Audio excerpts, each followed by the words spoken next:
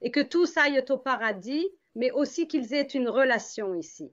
Parce qu'en islam, Allah n'est pas notre Père. Il est loin et tu es son esclave. Et tu fais de ton mieux pour lui plaire. Et il est loin de toi. Mais dans le christianisme, nous avons une relation avec notre Père céleste. Sérieusement, Saint-Esprit, mets juste dans mon cœur l'amour de ma famille, et même plus que ma propre vie, parce que j'étais choquée de voir comment ma famille, que j'aime et avec qui nous étions si proches, tu sais, est rapidement devenue mon ennemi. Je ne pouvais pas y croire. Tout le monde a changé de visage. Ils ont commencé à me menacer immédiatement. Au début, ils pensaient peut-être que j'étais folle ou quelque chose comme ça. Ils n'ont pas commencé dès le premier ou le deuxième jour. Mais quand ils ont parlé à mon mari et qu'il a dit oui, elle est chrétienne, elle dit toujours qu'elle suit Jésus. Ils ont commencé à dire non, non, non, c'est faux, tu dois revenir, tu dois revenir. Dis-lui, et parce qu'il était musulman, et mon mari, c'est un homme très aimable. J'aime tellement mon mari, et il m'aime tellement. Mais ils ont essayé de s'interposer entre moi et mon mari, tu sais.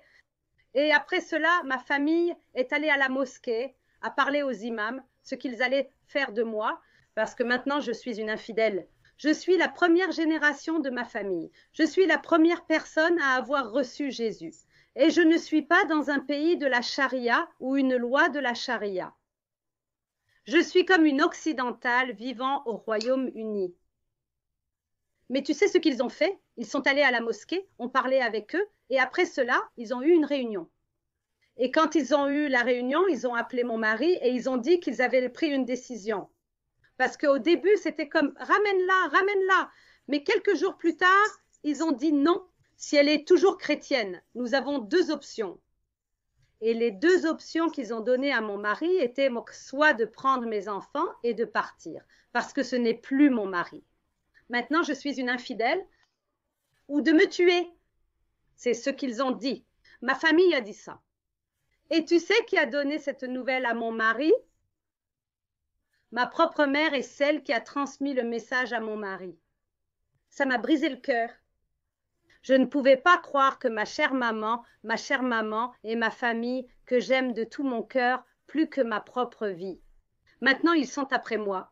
Ils ont commencé à me poursuivre. Ils ont commencé à me menacer. Ils ont commencé à me dire « Maudite sois-tu, tu vas mourir. Tu fais ceci, tu fais cela. » Et mon mari, ils lui ont donné ces deux options. Mais il n'a fait ni l'un ni l'autre. Mais il a commencé à attaquer le christianisme. Il n'a jamais été une personne violente. Il n'a jamais essayé de me tuer ou de faire ça. Mais il disait « Tu dois revenir à l'islam. » Il essayait de me ramener d'une manière ou d'une autre, mais surtout d'une manière gentille. Et il disait « Le christianisme est corrompu. La Bible est ceci, la Bible est cela. » Mais il essayait juste de me ramener. Mais ma mère, à partir de ce moment, quand elle a découvert qu'il vivait toujours avec moi et qu'il se disait toujours musulman, elle a appelé un jour et j'ai répondu. Et elle a dit « Tu n'es plus ma fille. Tu es morte pour moi. » Imagine entendre ça de ta propre mère, que j'aime à la folie, que j'aime encore. Elle a dit « Tu es morte pour moi. » Et elle a dit « Si je te vois, je te tuerai de mes propres mains. » C'est ce qu'elle a dit. Et ce fut la dernière fois que j'ai entendu ma mère. Et c'était il y a 16 ans. Ce fut la dernière fois que j'ai entendu ma mère. Elle est juste partie. Ma famille est partie. Tout le monde m'a reniée comme si j'étais morte. Je ne suis plus vivante. Je ne suis plus leur fille parce que j'ai quitté l'islam et le Coran. Chania, je voulais juste te demander à quel point ta famille était proche avant ça.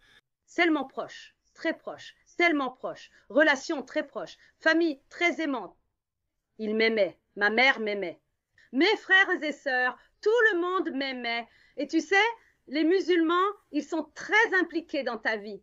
Même moi, adulte, ayant des enfants, mes propres enfants et mon propre mari, c'est toujours comme la famille, ils veulent toujours te contrôler. Mes affaires sont leurs affaires, tu sais. Quoi qu'il se passe dans ma vie, ils le savent. Et aussi, si j'ai besoin, s'ils ont besoin de quelque chose, tu dois aider, tu dois soutenir. C'est comme un système, une banque pour toi. Tu dois les aider, ils t'aideront. Et nous sommes si proches, parlant à mes frères et sœurs tous les jours. Très proches, mais rapidement. Je ne pouvais pas croire qu'ils ont changé si vite. Et j'étais choquée et pleurais et demandais au Seigneur, pourquoi me déteste-t-il? Pourquoi tout le monde me déteste? Je pensais même, suis-je adoptée? Ne sont-ils pas de mon propre sang et chair? Et à ce moment-là, quand je pleurais, maman, s'il te plaît, ne pars pas, s'il te plaît, ne pars pas, n'es-tu pas ma mère? Qu'est-ce qui se passe? Pourquoi? Comment peux-tu dire ça? À ton propre enfant? Quelle sorte de mère souhaite ça? Et elle a dit, tu peux revenir seulement si tu acceptes Muhammad. Tu dois dire la shahada, te repentir, revenir à Allah, alors tu seras ma fille et nous t'accepterons. Sinon, tu es morte pour nous et nous te tuerons. Et le Seigneur a dit, ce n'est pas toi qu'ils détestent. Prie pour eux. Je prie pour ma famille. Mais sérieusement, les 2 premières années de ma vie, je pleurais, pleurais et pleurais. Mais en ma défense, merci à toi, David. Merci à toi et à tous ces gens.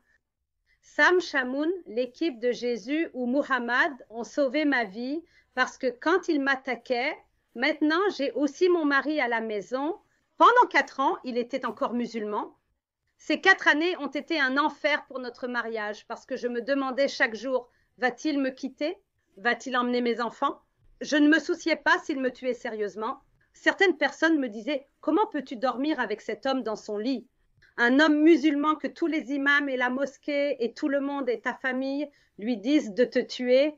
Et chaque jour, c'était comme si j'avais épousé un autre homme. Il était aussi très jaloux. Il ne voulait pas que je prononce le nom de Jésus. Oui.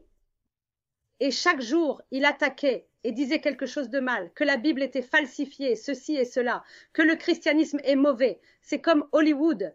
Regarde ce qu'ils font, ils boivent et tout ça. Et tu sais, ma défense était... Merci à Dieu, le jour où je t'ai rencontré, David, tu es devenu mon enseignant. Tu m'as sauvé parce que chaque jour, quand il débattait avec moi, je lui donnais tes vidéos et celles de Sam Shamoun. Et même, je vous ai envoyé de nombreux emails à vous, les gars. Et Pasteur Joseph, je me souviens avoir envoyé de nombreuses fois des emails en disant « S'il vous plaît, priez pour mon mari ». Mais j'avais l'habitude de donner ça. Et après ça, j'ai commencé à aller sur vos directs. Et Sam Shamoun avait son direct. J'avais l'habitude d'aller dans son direct et aussi Christian Prince qui avait son direct. Et j'étudiais tous les jours. Je ne savais rien. Je n'avais aucune idée. Tu sais, chez les musulmans, le secret le mieux gardé, c'est leur propre Coran et leur propre hadith. S'ils savaient ce qui est écrit, je pense qu'aucun musulman n'y resterait. Si les gens savaient dans leur propre langue, personne ne resterait dans l'islam. C'est ce que je crois. Mais maintenant, j'ai tout découvert grâce à toi, David. Toi et Sam Shamoun. Et chaque nuit, quand tu faisais l'émission, Jésus ou Muhammad, tu faisais des comparaisons. Oh, je veux juste dire aux gens, il y a des gens qui nous connaissent uniquement par YouTube, mais ne savent pas que il y a des années, Sam Shamoun et moi, ainsi que le pasteur Joseph, avions coutume de faire sur ABN devenu la Trinity Channel une émission appelée Jésus ou Muhammad. Et c'était une émission en direct. Une émission en direct où les musulmans pouvaient appeler. Et quand nous avons commencé, il y avait des érudits musulmans, des chers qui appelaient. Et finalement, les chers ont cessé d'appeler. Mais nous avions toujours des musulmans réguliers qui appelaient dans l'émission et nous avions des discussions en direct, des débats en direct et ainsi de suite. Donc c'est de ça que parle Shania, de ce programme-là, et vous pouvez encore trouver beaucoup de ces vidéos et extraits en ligne. Oui, Jésus ou Muhammad, tout le monde était, je pensais que tout le monde était des Arabes, des gens arabes, comme le pasteur Joseph, et aussi parce qu'ils parlaient arabe, et aussi Sam Shamoun, je pensais qu'ils étaient arabes. Mais j'ai été choquée quand je t'ai vu, un homme blanc américain qui a tant de connaissances sur l'islam, et j'en suis juste tombée amoureuse. Tout ce que tu disais, tu es devenu mon professeur. Je te suivais tous les jours, même après ça, après la fin de ce programme. Et chaque fois que tu avais les débats, j'avais l'habitude de regarder. J'avais l'habitude de tout noter. Je t'ai envoyé tellement d'emails, tellement de messages sur Facebook, parce que tu es un homme très occupé. Je ne te blâme pas, mais tu es devenu mon sauveur, c'est Jésus, mais... Shania fait référence au fait que je ne réponds généralement pas aux messages. Je le disais auparavant. Parfois, je passe des semaines sans vérifier mes emails. Parfois, je passe une semaine ou 10 jours sans même avoir mon téléphone avec moi. Donc, je suis à peu près la pire personne sur la planète en ce qui concerne répondre aux messages. En fait, j'ai mentionné cela dans une vidéo plus tôt que plusieurs années auparavant. Nabil me disait, parce que je lui disais que je l'ignorais simplement parce que cela m'affolait de recevoir des centaines de messages par jour. Et il a dit que c'est pour ça que tu dois embaucher un assistant qui les passera en revue pour trouver tous ceux auxquels tu dois répondre. Et puis ceux auxquels tu n'as pas besoin de répondre, tu peux les laisser de côté. De toute façon, j'ai dit que je n'ai jamais vraiment suivi ce conseil, mais à un moment donné, je le ferai. Mais de toute façon, tu envoyais des messages et tu regardais des vidéos, tu regardais des programmes et ainsi de suite. Je te regardais sérieusement. C'était l'école pour moi. Tu sais, tu es arrivé au bon moment, au bon endroit. Tout était parfait parce que tu parlais aussi de la Trinité. Sam Shamoun aimait parler plus de la Trinité. Et je suis une nouvelle chrétienne, tu sais, un nouveau bébé chrétien. J'ai commencé à aller à l'église. Mais l'église ne t'enseigne pas sur Mohammed ou Jésus. Ils ne vont pas t'enseigner toutes ces choses. Mais c'était comme un cours intensif. Tu sais, j'étais choquée. Et j'ai dit, waouh, ma famille est une famille adorable. Mais ils suivent aussi aveuglément ce livre. Maintenant, je sais tout. Toutes les haines, tous les meurtres, toutes ces menaces ne viennent pas de ma propre famille. Oui, ils sont aussi victimes. Tous les musulmans sont victimes comme je suis victime pour eux. Ils sont aussi victimes du Coran et des hadiths. Parce que quelle mère renierait sa fille? Quelle mère dirait à sa propre fille, je te tuerai? Quelle mère dirait, prends les enfants et pars? Ou tuerait leurs propres enfants parce qu'ils sont tellement aveuglés par ce livre. Donc maintenant, mes yeux se sont ouverts. David, tu es celui qui a ouvert mes yeux, sérieusement. Et chaque jour, quand il commence à débattre et à attaquer la Bible, parce que maintenant, j'ai un peu de connaissances. Oui, un peu d'éducation venant de David et de Sam, et je lui disais juste, va voir ça, va regarder cet homme. Regarde, c'est un homme blanc américain, mais il est si intelligent, il étudie, et ces gens, ils parlent arabe. Ils connaissent le Coran mieux que nous deux. Tu sais, les imams et les musulmans, ils ne t'enseignent pas ça. Ils te cachent ça. S'il te plaît, va étudier. Et il dirait, d'accord, laisse-moi prendre mon Coran. Montre-moi le verset. Quel numéro? Quel numéro? Et je disais, de vous les gars. Oui, de David et de Sam. Parce que je l'ai déjà. Je lui donnais et il vérifiait et il disait, oh, en fait, c'est vrai.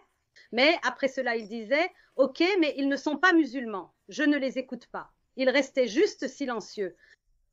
Mais tu sais, vous m'avez sauvé, les gars, parce que pendant ces 4 ans, toutes les attaques que je recevais, imaginez, moi étant une nouvelle croyante, un bébé chrétien, juste en train d'étudier la Bible maintenant. Et j'ai cet argument et débat avec mon mari maintenant, essayant de me ramener à l'islam. Et il rend l'islam magnifique. Et il rend le christianisme si mauvais. Mais maintenant, j'ai des preuves. Je montre le vrai visage de l'islam, ce qu'ils ont. Les musulmans nous ont menti pendant de nombreuses années. Et des milliards de musulmans ne parlent pas arabe. Et je disais, regarde, juste Joseph et Sam Shamoun, ils parlent arabe. Ils connaissent le Coran, ils le lisent. Regarde David Wood qui est américain, il a étudié, va et étudie. Va et fais cela, et il allait. Mais dans tous ces débats, j'avais l'habitude de gagner parce que j'avais le menu. Merci à vous, David. Je veux juste dire merci beaucoup. Vous m'avez ouvert les yeux, même moi et ma croyance, même ma vie chrétienne au début. J'ai beaucoup appris sur la Trinité. Vous, les gars, m'avez beaucoup enseigné sur la Trinité. Alors, j'ai étudié sous vous. Vous êtes devenus mes professeurs, toi et Sam. Et je suis tombée amoureuse de la Bible. Et aussi, vous m'avez ouvert les yeux. C'est comme si quelque chose en moi est parti. Et maintenant, je sais pourquoi ma famille musulmane m'a reniée et veut me tuer à cause de cela. Mais je ne me suis pas arrêtée. J'ai commencé à prêcher la parole de Dieu à quiconque je rencontrais.